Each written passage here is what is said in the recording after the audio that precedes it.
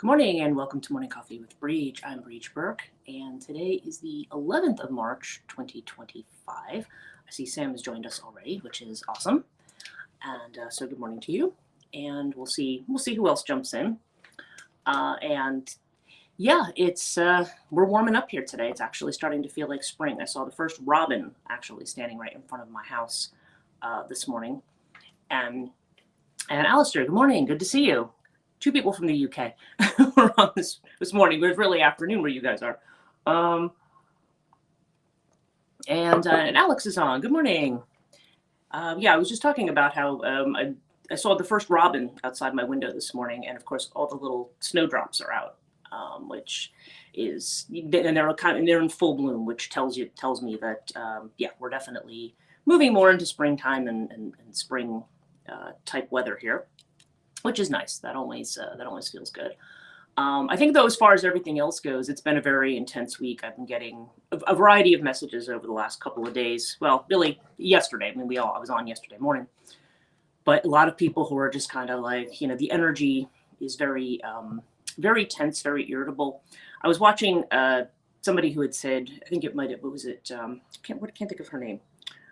She's an Instagram person that I watch all the time, and for some reason her thing is eluding me. Good morning, Suda. Good to see you. I think Zara's energy. That's what it is. I was trying to think of it, but she was saying the particular. I think she said Gemini, Virgo, Pisces, and Sag. Maybe those were the ones. I can't quite remember, but she said that especially give those people space this week because it's going to be, if they have those placements, it's going to be a very irritable week just because of the energy.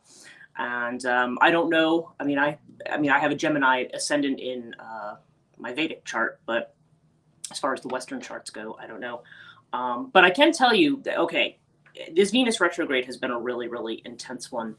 But there was something else too. I was watching some other things yesterday about the way in which this eclipse that's coming up on Friday is going to affect people. And it's going to be different because the eclipses are connected to the nodes. So that's why there's this big focus on the South Node and the collective South Node, which is in Virgo. So the collective node is, okay, so Virgo has to do with health matters. Virgo has to do with things that we're anxious or worried about, or our routines, or where we don't want to change our routines. So there's a lot that's connected to that.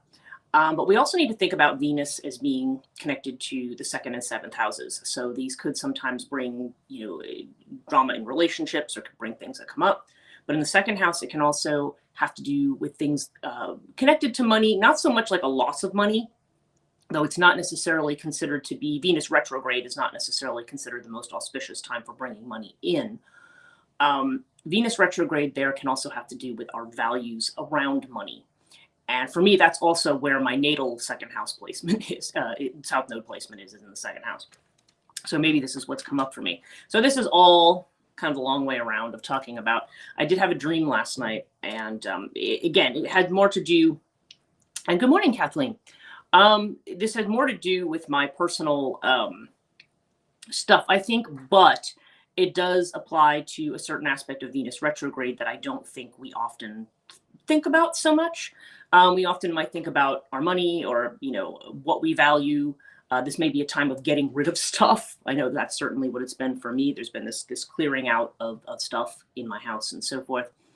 But the dream I had last night, and I'm not going to tell you, I only remember small bits of it, but I remember I was about my sister, and not the sister who is here with me in Jersey, the one who I haven't spoken to in over 10 years. And it was like they were giving a birthday party for her. Now, her birthday's not till October, but they were, somebody was giving her a party. They were giving her a party for something.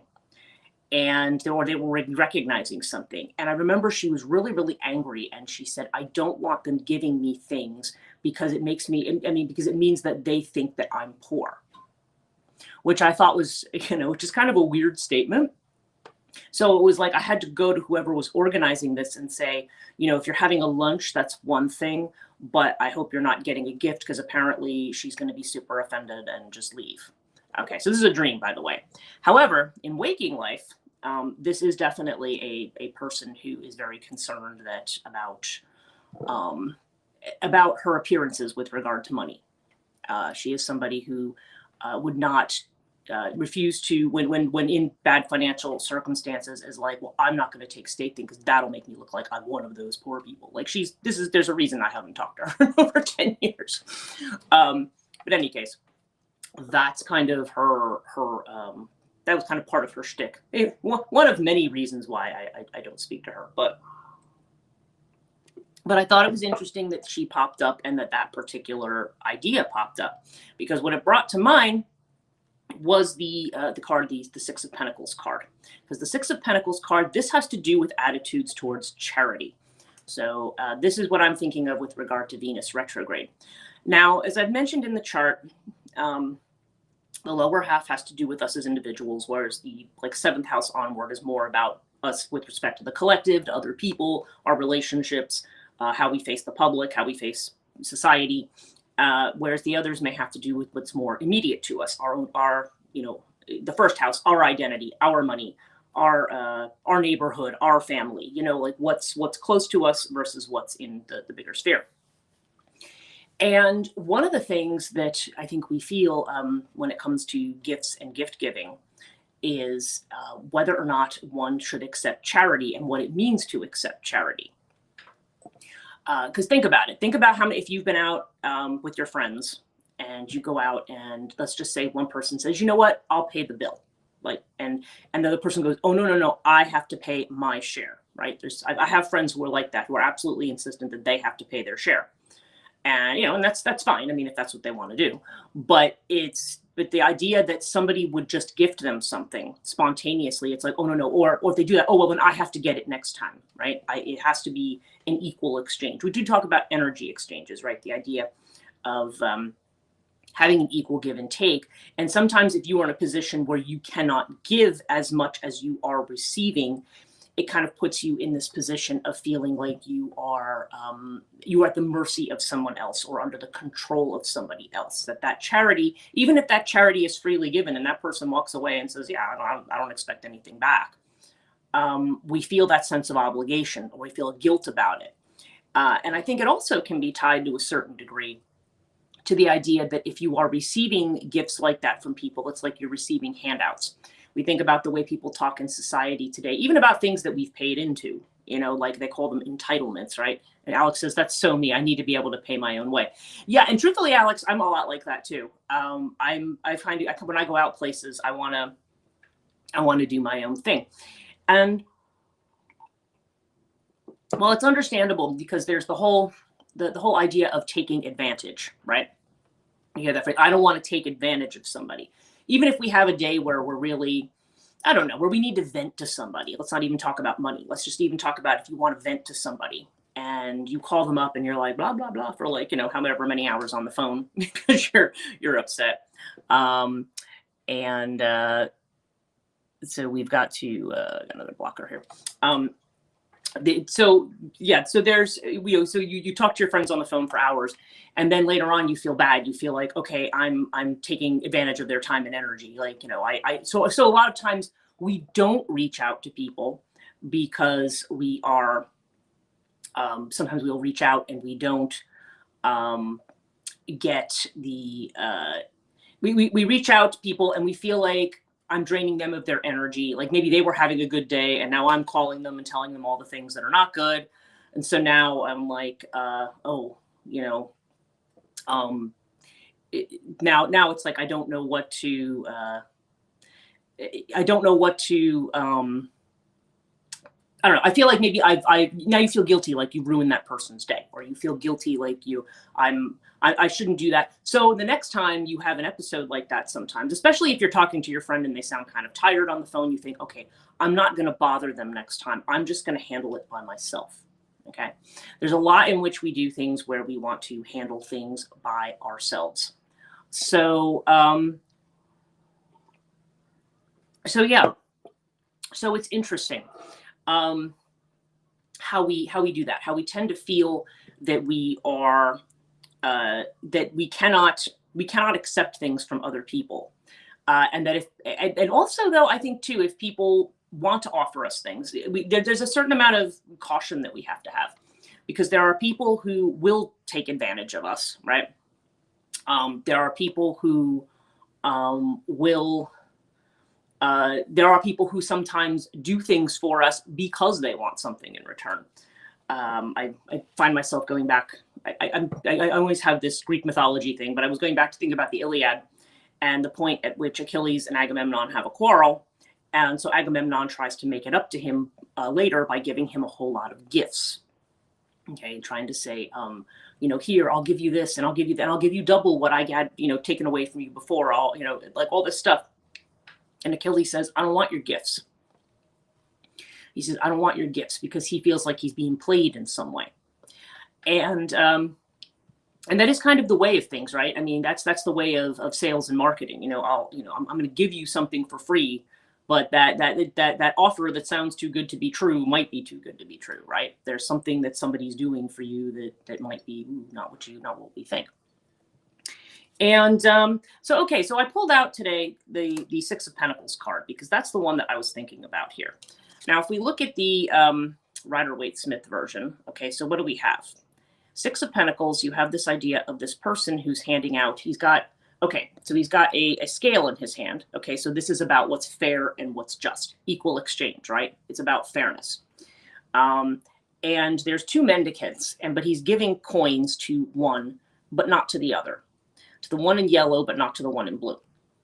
Okay, so we have this idea of this person, and this person seems to be, again, these are very medieval looking figures. So there's something here that's like he's of the merchant class or something like that. And he's a wealthy merchant, and he's giving alms to the poor, is what this card really is showing. Somebody who's giving alms. And of course, if you look at the two people, they're kneeling in front of him. They're in a lower position, in a submissive position to this individual. Okay, so so it's interesting, all the ideas conveyed about charity in that card. It's about giving to people, giving fairly, equal exchange, and also what the social implications might be of receiving charity, right? We have another version of this from Spirit Within Tarot by Stephen Bright, where we have somebody who's like holding out a cup, and somebody is putting the coin in that cup. Now we think of that cup, so we think of in terms of, if we think of cups literally in an emotional sense, cups have to do with receiving energy. And it's, and so that's another interesting way to think about it, is the idea that you are a vessel, or you're holding a vessel that needs to be filled up in some way. And in this case, by putting the coin in there, we are actually filling things up in terms of, of material things. But it's something that we're getting from somebody else. This somebody else, we don't know. It's not clear if many of these, I mean, in this card, it's clear that this is not a family member. But in the other one, we don't know who's doing this. We don't know if this is just a person, sitting, busking, asking for money, asking for donations for charity. You don't know what it is in this particular one. But you definitely have this idea of somebody filling the cup. And that was a thought that had come into my head too. We see a lot of cards that show emptying of cups. The Star is one of them. And we do have an element of that in Temperance as well. There's the idea of the cup that has to be emptied. And certainly, as we were talking about, part of this Venus retrograde energy is, what do we need to empty out? If you have too much stuff, if you have too much clutter, then that clutter has to be removed so that you can make space for anything new to come in. So there's an energy of that as well, of the idea that we, at some point in the cycle, our cup is empty. And being empty isn't always a bad thing. Sometimes that allows us to refill it with different things, and perhaps the things that are more appropriate to where we are now, if we're speaking figuratively. Okay, so another version of this card from the cat deck. We have the cat who is, you got the two kittens, and then you've got the this cat that is, there's food that's there, and this cat is licking the head of the other cat. So this is kind of a, and the two kittens trying to get into this big bowl of food that's here. So it's the idea that this this bigger kind of older cat is providing charity for these others, grooming and food, sharing food and all of that kind of stuff. So interesting. So definitely a more of the idea, you get more of the concept of sharing rather than almsgiving with that kind of a card. Now, what's interesting is in the more esoteric tarot decks, we have Six of Pentacles, okay, here as the success card. Now, I've used now there's different ones. I could have picked the Crowley card, which would have been prettier to look at, actually. But this one is, okay, so this is actually Moon in Taurus, okay? That is the energy of this card. And the key word at the bottom here is success.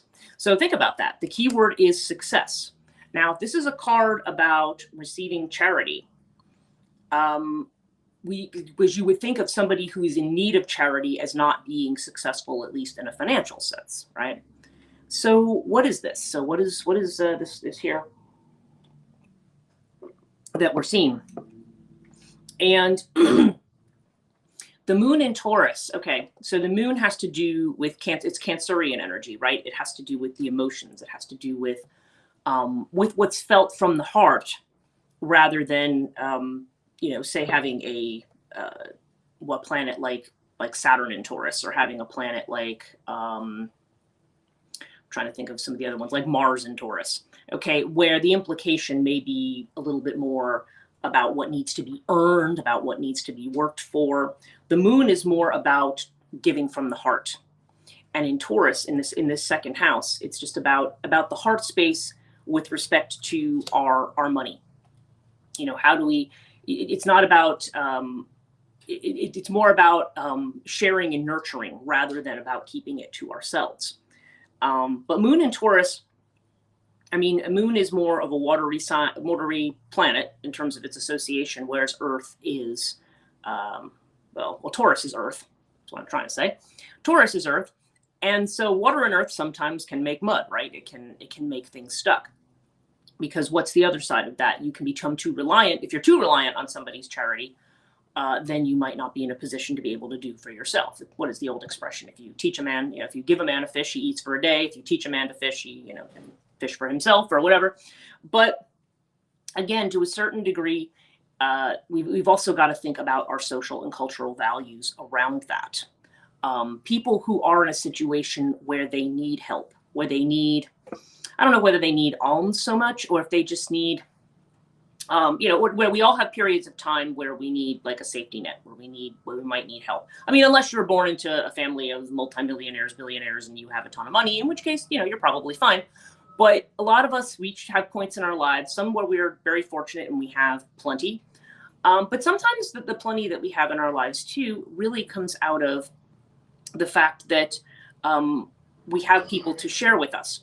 So think about, think about situations where if you have walked through and gone and done things, and you have a point where you're thinking, oh, I don't know where I'm going to come up for the money for this. But then all of a sudden, I don't know, something comes in and the exact amount of money you need shows up, something like that. I know I have a client who has that, who said whenever she wants to go book appointments, and she's like, okay, I'm not sure I have the cash, but then there's some side thing she has that will all of a sudden cash will appear and it will be the amount she needs. And she's like, okay, great, now I can go do this. So sometimes we have things like that, or somebody just shows up to give us the thing that we need in that moment, that we say, oh, wow, thank God this showed up like right when it did, right? That's actually part of the energy of being in the flow. And you have to remember that flow is a give and take. It's a give and take of energy. When we say, one of the possible pitfalls of being very independent around our finances and around other things is that we therefore, when we are reluctant to receive from others, sometimes we are also reluctant to give to others as well. There's sometimes that can happen, where we feel that we it could be the case of, I have to watch my money, I have to be careful of my money, so I can't just be giving it away to people. And again, this is not advocating that people should give all their money away to people, but it's, you have to, again, there has to be a balance. But we do live in a society that says, hard work, doing it on your own, pulling yourself up by your bootstraps, just getting in there and if you don't have what you need, you're going to fight your way to get what you need. I don't have a job, I'm going to put out 600 job applications, all this stuff. you are going to, I'm going to, I'm going to roll up my sleeves and I'm going to do the work that I have to do. But the thing is, a lot of that, that's a very, it's based on a false mythology. It's based on a mythology that says hard work gives you material reward, or can give you some kind of a reward. I mean, yeah, it is satisfying. I mean, I'm not saying it never happens. It's satisfying if you do work hard at something and then see a return and you kind of go, yay, that's yay me, that's great, I did that. But by the same token, you also have a this thing. Okay, if we think about that in real time and in real society, you can have people who work very hard, people who work 3 jobs, people who are trying to do that and go to school at the same time. And the thing is, they might make a certain amount of money or might reach a certain level, but somehow it never keeps up with what's going on in society. Things cost more, cost of living goes up, and a lot of things go up exponentially.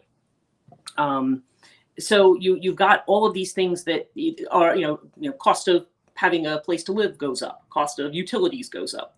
Now everybody has to have an internet connection and a phone and things like that. There's all things that people need in this world. And an amount of money that might have seemed reasonable at one time maybe isn't. And sometimes people just find that even if they work very, very hard, something's just out of reach. What really is needed in that case is there needs to be a connection often.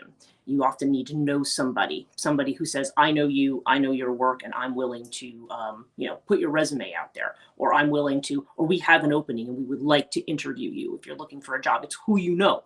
A lot of people who are very, very wealthy, not only do they start with a lot of money, but they know people, they have connections in big places. Oh, that's the son or the daughter of so-and-so. I will make sure that they get a job. Sometimes it's who you know. So those people, they have a lot, but they didn't necessarily have to go out and, pound the pavement to work for that. You know what I mean? That's not oftentimes how it goes.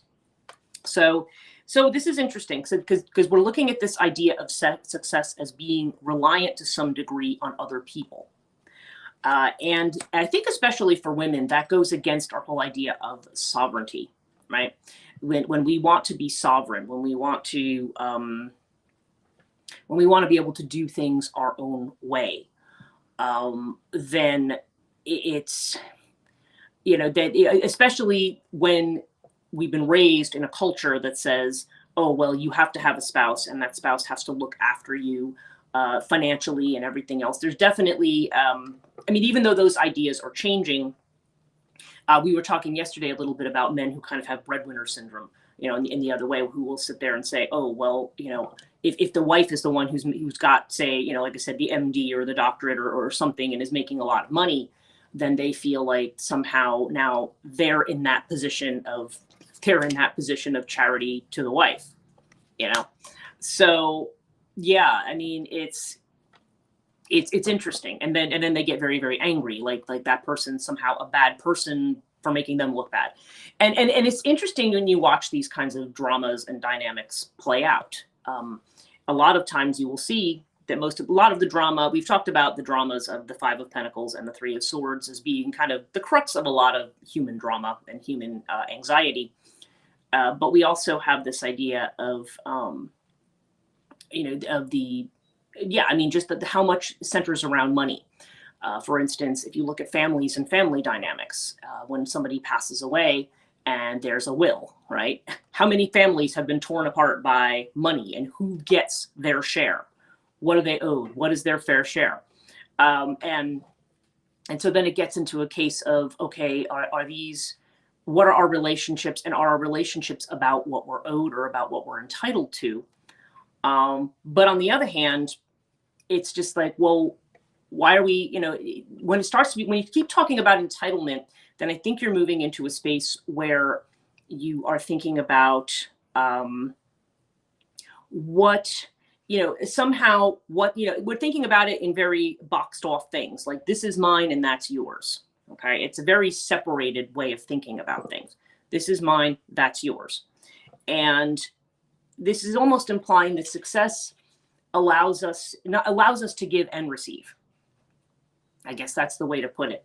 And yes, sometimes that give and receive is an exchange of goods and services. But sometimes that giving and receiving is is just something that you just want to do for somebody else, either because you care about that person, or because you just want, you see somebody in need and you want to help them. It's amazing what human beings will do in a crisis. I mean, human beings tend to, we don't have a great track record with a lot of things with our psychology, but when you're talking about a major crisis, like I think about 9/11, for example, people would come out, people who didn't know, total strangers, were immediately like there trying to do whatever they could to help other people. I mean, that kind of spirit comes out in people when you have a major catastrophe, where people will come out and say, everybody needs help. What can I do to help everybody? If you yourself are okay, what can you do to help other people? And can you allow yourself to be helped by other people if you're not okay? And it's that kind of a thing. Now, we do have one other Six of Pentacles card, and we're familiar with this one, and that one is the one that's called Compromise. Now, that's interesting, because that shows an entirely different way of thinking about the Six of Pentacles. And so what you have here is you have it looks like two samurais, and they are kind of making this sign with their pinky. They're like touching pinkies, and they're not really looking at each other while they're doing it. So there's almost like the idea of, I think the expression would be, you scratch my back, I scratch yours. There seems to be almost the idea of something that's a little sketchy there with just the way their facial expression is, and just what they're doing. Like they've made some kind of a backroom deal of some kind. And that's interesting, because in this particular deck, it's talking more about relying on, it's looking more at charity as compromising your own truth. In other words, saying, I have to let others determine what my success is. So I think what this is saying, there's a warning here of don't let other people determine what your success is, whether that success is financial, whether you're making enough money. Gosh, how many times have I heard in this last week people saying they want to leave a certain job, and if they talk to their family about it, the family's like, oh no, but you can't leave this job because this job has good benefits and it has this and it has that. But the person might be absolutely miserable in their job. And it's like, well, and then people look at them like, you're just giving up a good job. Well, you're not in the job. You're not seeing what's happening. That's the compromise. It's almost like or employers who will, start to put the screws on employees and say, well, you need this job. You need me. You need my charity, right? You need me to do this for you. But this can also be, I think in this terms, because we remember that the Osho Zen deck is a little bit more psychological and spiritual in the way that it works, is that, first of all, sometimes we feel like we're compromising ourselves when we accept something from somebody else. But I think also it may be that sometimes we feel like, we have to compromise the life that we really feel we're meant to lead, because we say, well, this is the life, this is what I really want to do, but I have to do this job and whatever, because that's what really, that's going to provide the money, that's going to feed my family, that's going to do this. And not that all those things aren't important, but it becomes more about what society expects you to be able to do rather than focusing on yourself. So I just think it's really interesting, because it's all of the different angles that we see of of this particular card. I mean, it's the step up from the 5. Okay, so those of you who know the 5, the 5 are the people who are destitute and wounded and like walking on a crutch and in the snow outside of a church, right? That's well lit on the inside, but it's like they're on the outside of it. And the 6 of Pentacles is almost like saying, okay, I've been on the outside, I'm poor and starving, and now I'm going to reach out for help from who's on the inside. So there's a lot here around our attitudes towards help and towards gifts and gift giving and people doing things for us. But there seems to be, but our success in life, if we go back to this, has something to do with some level of give and take. And so, yeah, so this is just that dream I had last night, which is kind of where I started with this, was thinking about this idea that if somebody wants to do something for me, like, or not just me, but this was like, in this case, this happened to be a dream about my sister, but it was like people wanted to get together and do something nice for this person. And it was like, you're not going to do that for me because you're making it seem like I'm not able to do it for myself. That's the weird part too, is that she's not able to do it for herself, but or doesn't want to, but imagines that she can. Anyway, I'm not gonna get into that, but it's interesting, and yeah. So our ideas around, okay, second house, eighth house, the ideas around, with second house being our own independent finances, eighth house being our joint finances, among other things. That is a house of joint finance. How our monies connect in with that of other people. Now, in some people's cases, that would have to do with marriage. Monies that might be shared in a joint account, or joint tax return, whatever it is. For other people, that joint situation might have to do with family money.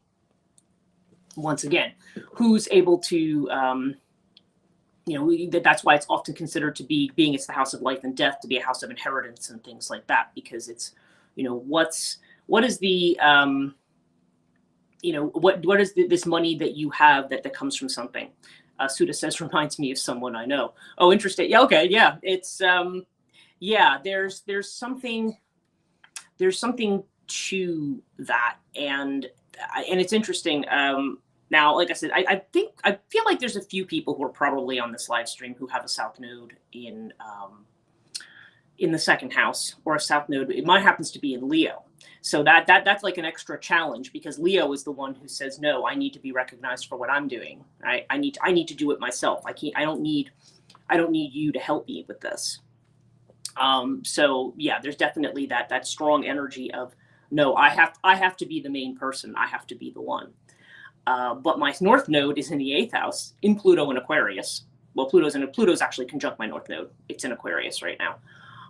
So yeah, there's kind of this picking at these, and then Venus retrograde just kind of putting that layer on of let's pick apart what you value. Let's pick apart, starting with how much money do you need, and secondly, the idea of sharing. Because the thing about sharing and give and take, okay, is that when we have this kind of sharing and give and take, it's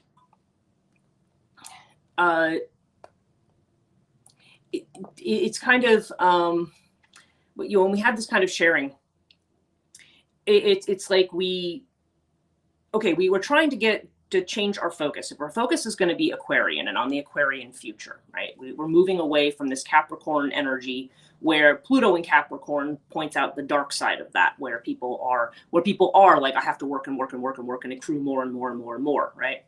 That's the lesson that we're trying to get out of. And Aquarian energy can be emotionally distant. It can be about, technology and so forth. If it's actually a fairly friendly but detached energy. But Aquarian energy is also about humanitarian work, and about doing humanitarian things, about considering the bigger picture, about considering one's neighbor, and considering how what we do affects the wider world. So it's not that we all have to stop everything and run out and join a charitable organization or something. It's not always that way, or dump a bunch of money into something. But a lot of times when we are kind of challenged in that area, it's about not only about what we're giving to others, because that's often the things we focus on, like, oh, well, are you doing, I think about the remedies for certain dashas, like Shani dasha or Ketu dasha. A lot of times the remedy is like, oh, well, do selfless service for others, right? Seva, do selfless service. But what we often don't think about is allowing people to do service for us. Because again, it gets back to the idea of the vessel that's emptied and that's filled up, and what are we filling that vessel with? What's in our cup? And the cup, of course, becomes that representation of what's felt, of what's emotional here, and what really makes us happy, and most importantly, what makes us feel alive. We create meaning in our lives, okay, and we feel that we have things that we need to do, but in the bigger picture, we don't really know what the purpose is of anything. And I think if I get back to my metaphor of the waves on the ocean, if we're all individual waves on an ocean, We tend to see ourselves as much more starkly differentiated because, well, a lot of people do, because we live in a very westernized world that focuses on difference rather than the idea of difference being an illusion, right? So when we are all working together, there's the idea that you have the force of the ocean behind you. You as a little wave can be trying to think about that. Think about an ocean wave that would be just trying to run the whole ocean kind of by itself. I mean, it's kind of a weird thought, right? It's a weird image idea. But no, it functions and it has its force in the fact that it is part of the collective and it works with the collective. So I feel like what we're doing is there's like this loosening up of our attitudes towards what is mine, what is and what it means to be independent. Independence is important. Really, coming together in a relationship are two people who are unique but working together. Not that one has to completely absorb and lose themselves in the other person. That's a way that we tend to look at relationship too. A lot of times people feel like, well, now your needs are subverted by the needs of the family, and yes, there is going to be another person or a family or something that you're going to need to consider, whereas before maybe you only had to think about yourself. But that doesn't necessitate. That's part of the problem too with connections. It becomes, if you want to look at the seventh house issue, how is that connection? How much of yourself are you expected to give up in the equation? And both people kind of need to retain who they are, and let what was it? I think it was in the Norse runes. It was let the winds of heaven dance between you, right? You need to have that space to be who you are, to accept that other person for who they are, and to see the way that what you uniquely have to offer fits together. Especially if you have two opposite people, it may be that you contribute different things to a relationship. But this is also about how our attitudes towards independence and our attitudes towards receiving from others. Or if we're in a situation where we are in a separation and we need to be on our own, then okay, if one particular connection does not fit, does not work, what other connections will help us? What else will help us? Because a lot of times if we do separate from somebody, we feel we need to do everything totally alone. And that isn't always the case. And oftentimes we're not totally alone. But the feeling of being totally alone, even if we say, I don't want to be around people annoy me, you still will find that you're going to want to seek out companionship somewhere. You're going to want to seek out company. You're going to even just friends. Again, the friends you call and vent to, right? Which again is fine. I mean, there's this open give and take, and that's the thing that we have to think about. Sometimes we need to be able to receive without worrying about what we're giving back, because at some point in the bigger system, we will give back. The whole concept of pay it forward. You do something nice for one person and then somebody will do something nice for somebody else. Might not specifically be you, but it may not specifically be you, but it's definitely nonetheless. It goes back to what I had said about what my guru had said about when the Swami comes to the house and they want them to pray for the family. I guess it was a family death or something. And they said, well, yes, pray for us. You can pray for everybody, peace and happiness of the world, but not the family down the street because we don't like them. And the Swami's like, well, that's part of the whole too. Even the people you don't like are part of the whole. So I don't know. Interesting thoughts. So let's do our reading. Our center card today is the Ace of Swords, the consciousness card. Okay, there's a clarity here and awareness. Ace of Swords is a clarity that comes in all of a sudden. It cuts through. It can be a message. It can be something that just comes in that makes us feel that we are aware. Okay, we just have this sudden awareness. And the inner feeling of which we are unaware is the Sun card. Okay, this is innocence. So we've got clarity of consciousness and we've got the sun energy. This is that light that we have, that innocence that we have inside of us. And I feel like, okay, what I'm kind of hearing in my head is this is the opening to the heart space. And I had a message from Azrael about that during my working with him this morning, about the idea of the waters that are working their way in. The flames coming to an end and the waters coming in. And so that's the idea of, a lot of the anger and bitterness and frustration that can flame out in a way that's that's meant to keep people away. That the water is now overtaking that. So that was kind of his message this morning. And yeah, so we have this sun energy that wants to come through with this idea of innocence, of starting over and starting over in a way that speaks to the heart. Okay, because there's a childlike energy to this. So there's definitely, and this is an ace. This is a new beginning. And the external feeling of which we are aware is awareness. I always love saying that with this card. This is the Chariot. This is Cancer energy. Okay, it's a 7. And it's the idea that the awareness of who you really are is dawning. This other identity on the outside is kind of peeling away. And I think what's going on right now is we're definitely aware of this peeling away of layers. We are but having these 2 retrogrades back to back, we think, oh God, the energy's heavy. We may be tired, but I think it's trying to show us the different areas, the different scripts, the different things that we have believed about ourselves and about the world that need to be rethought. Remember, retrogrades are correction points. They're points at which we do that. And Sudha says, awesome. Yeah.